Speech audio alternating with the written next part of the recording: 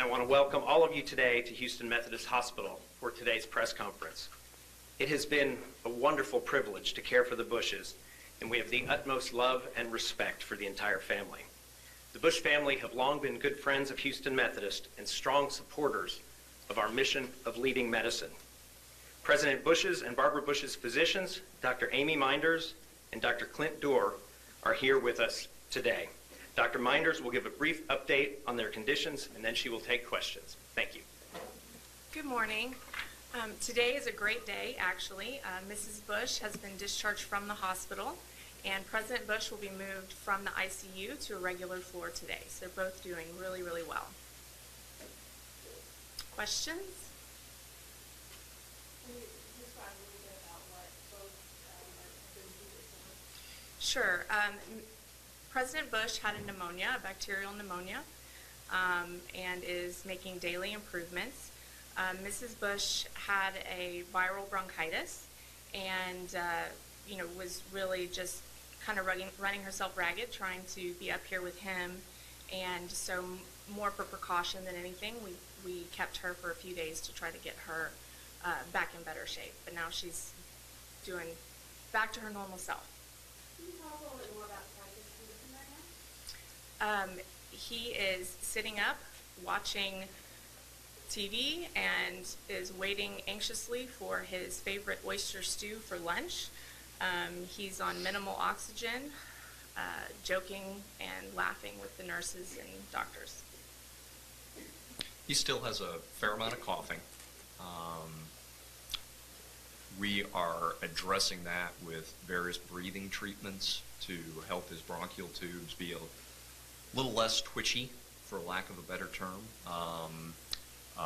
Not nearly the amount of phlegm that he had earlier in the hospitalization. We've been able to clear out his airways, and that has certainly helped his breathing, helped his oxygen, and helped that coughing. We'll still be working on that as he transitions out of the intensive care unit today up on the floor. So he'll need a fairly aggressive combination of breathing medications. We'll finish off a full course of antibiotics as well. How long do you take the person remaining in the hospital? I would anticipate at the rate of improvement at this point, and Dr. Minders and I obviously were here along with the full Methodist team back in 2012, which, as you recall, folks, was quite a long stint in the hospital. But if everything continues at the pace of improvement that we're currently enjoying, I would imagine, let's see, today's Monday, continued improvement throughout the course of the week. A Friday discharge might be a little bit optimistic, but Friday or over the weekend, literally it's a bit of a moving target. It is fluid on him in terms of leftover residual inflammation in his bronchial tubes, in his lungs, and then that certainly influences his oxygen, his coughing.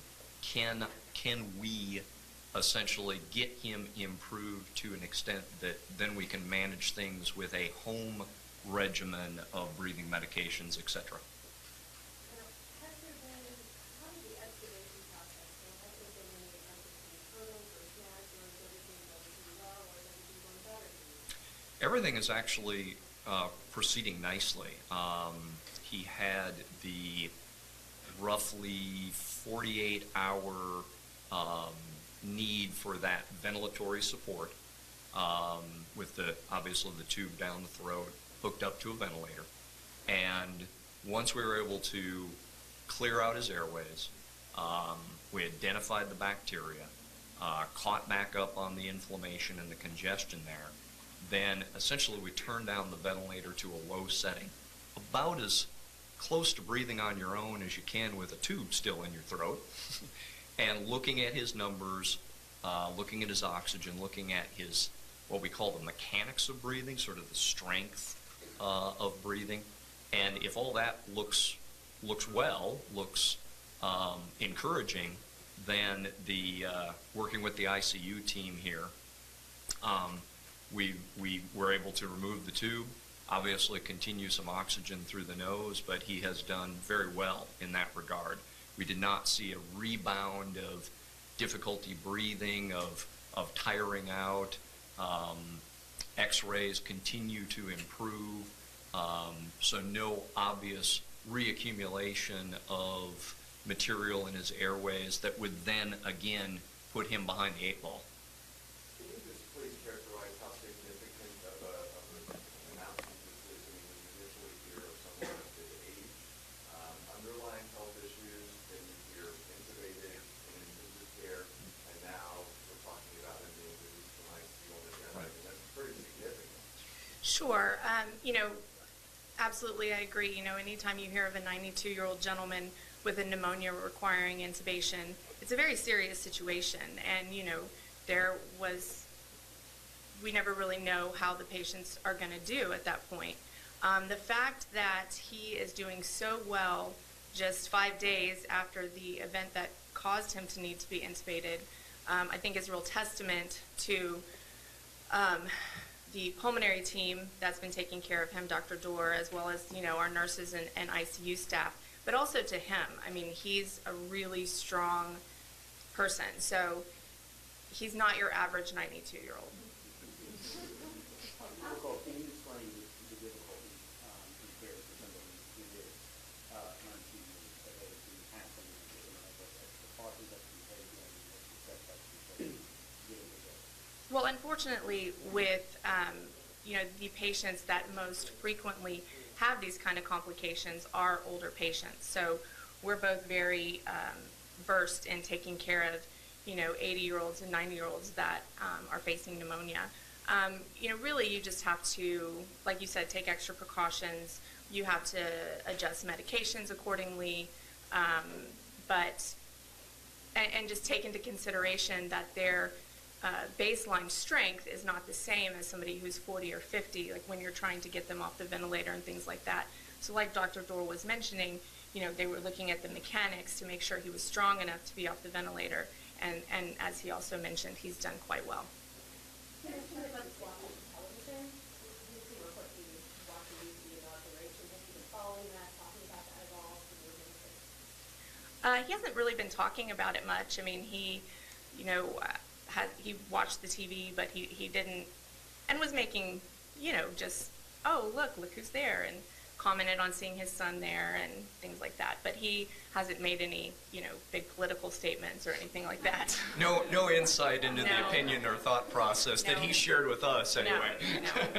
Mrs. Bush was here to go home yesterday, and he was saying she wanted to stay to be close to her husband. Have they been able to be in close contact the entire time? Can you talk to us about their relationship during this past week? Yes, ma'am.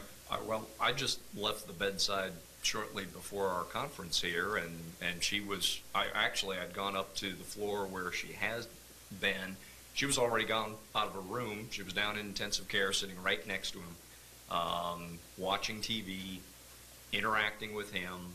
Dr. Miners? Yeah, they truly do have just such an amazing love for each other, and that really came across here.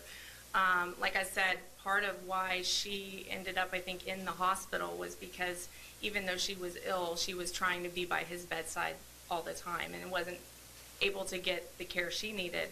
So when we put her in the hospital, the hospital has been really great about, giving her breathing treatments down there and, trying to make sure that they're together. But other than sleeping in separate rooms, they pretty much she's been sitting at his bedside most of the time, getting most of her medications. Her nurses are bringing it down to her and things like that. They're essentially therapy for each other. Yes, they really are. They help in our compliance in terms of when one of them doesn't want to take a breathing treatment, the other says, get on that. It helps our cause. Moving forward, how does that work logistically with her coming to see him, obviously with security that comes into play? Has her gone to the hospital already this morning? I believe if she hasn't yet, she's going to shortly. Okay, and then does she anticipate her visiting on a daily basis? She actually has some things to take care of at home and said she's coming back to spend the afternoon with him as a visitor, not as a patient.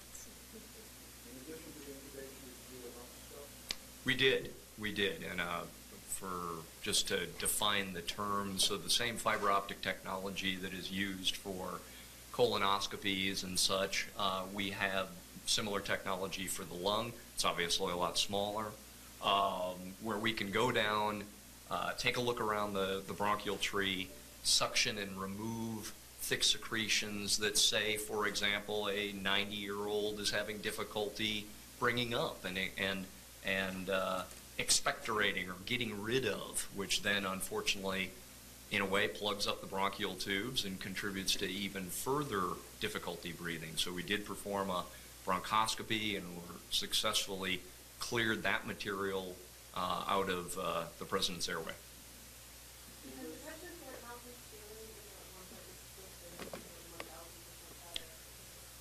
Down in the ICU, even when he still had the breathing tube in, he gave us the thumbs up, which is again a testament to his intestinal fortitude, because I sure would want to be knocked out if I've got a tube down my throat. So remarkably great attitude. He asked me today when he gets to go home, and I was telling him he gets to get out of the ICU today, and he said, "Oh, I don't think I need to be here. Can I just go home?" So and then we talked about, possible discharge date, which what Dr. Dorr said was about what I told them too, and he said, "Okay, well," but he's excited to get home, and he's feeling well and feels well enough that he actually doesn't feel like he still needs to be in the hospital. I believe the statement was prior to the intensive care unit stay. I think Mrs. commented to me, "You need to get us out of here and tuned up because we've got to host that Super Bowl." That's right. That's right. How important are they to each other's health in the city? You watch the interplay. Like Dr. Dorr said, they really truly are therapy for each other. When she's not there, he's looking for her. When she can't be down there, she's, hurry up, let's get this antibiotic done, let's go, because she wants to go down there. So, and then additionally, as Dr. Dorr mentioned, they kind of get after each other. If somebody's being a non-compliant patient, then the other one said, no, you need to do that, you need to do that. So they just take care of each other, and it's very obvious how much they mean to each other. Is this pneumococcal pneumonia that there's so much about, or is it? No, sir. So the president still has pneumonia, and is that correct? When you say he still has pneumonia? He's recovering from pneumonia. And then Mrs. Bush, does he still have one that he's recovering from pneumonia? Correct. Is that correct? Correct. You mentioned the Super Bowl, and I know that was something that was sort of talked about. No one has a crystal ball, but if we continue on this trajectory, is it feasible that they would be able to personally go to the Super Bowl? Feasible. Would the doctors really want Right. that? I don't know, Yeah. but he and she can veto us Right. at any moment. So Yeah. to a certain extent, no. At the rate of improvement, although I think both will still be recovering from this over the next week to 2 weeks, if any couple in their 90s could rally to the extent that we feel comfortable medically, they could do that. But we'll have to, that really will be a bit of a moving target. Yeah.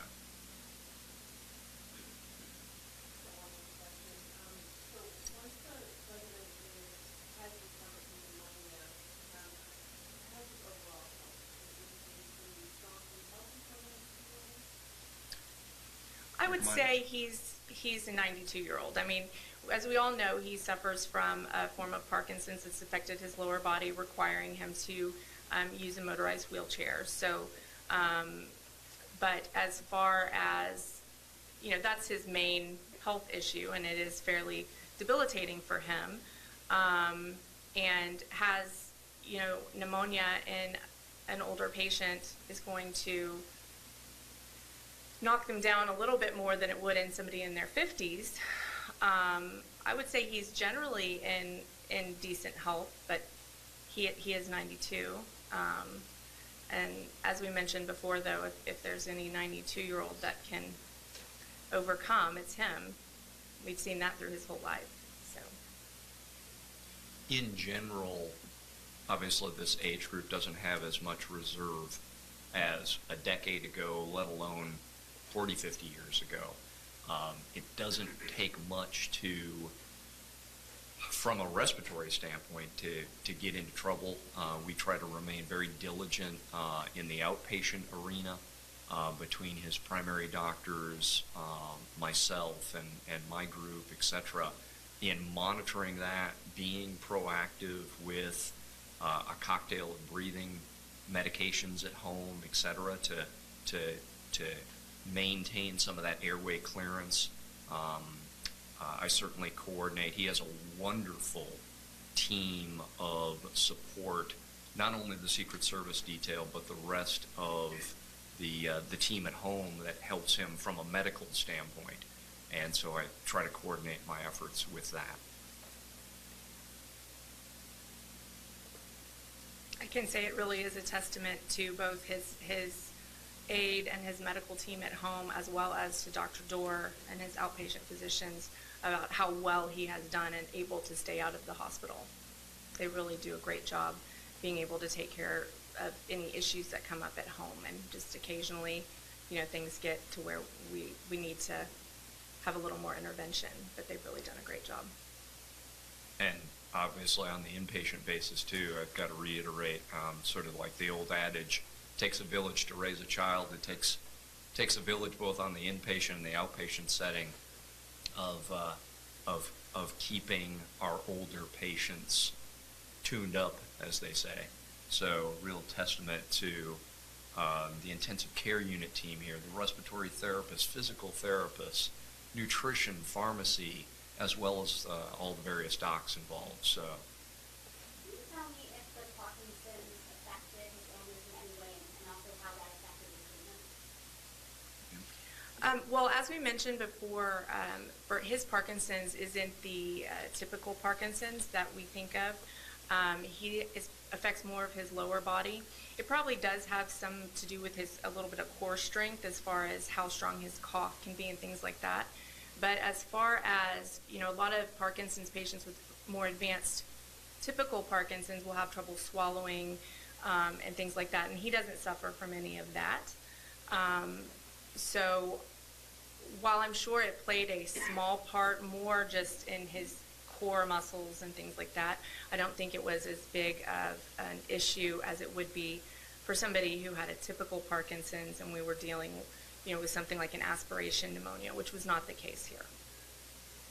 Can you tell me their overall reaction, because they just received just an outpouring of support from just everyone across the world? What's the reaction to that? They're so humble. They truly are the most humble people, wouldn't you agree? Absolutely. And today, when I told them that, I said, any words of advice, I'm going to go talk to the press, and he said, about what? And I said, about you. And he said, people want to know about me? Like, he still doesn't not that he doesn't understand, he just doesn't feel like he doesn't understand how loved he is, and her too, and so there was actually a family from Conroe who made them this beautiful card, little kids, and drove it from Conroe and just delivered it to the hospital. They didn't try to, see them or anything. And it's hanging up in his room. Like, they're very grateful for the love that people show them, and just are extremely humble, and I think a little bit awed by how beloved they are. They never give any outward sign in terms of their behavior, let alone their requests in terms of setting themselves on a pedestal. When President rolled in initially, and Mrs. was at the bedside when we were kind of getting things arranged when he first came in over the weekend.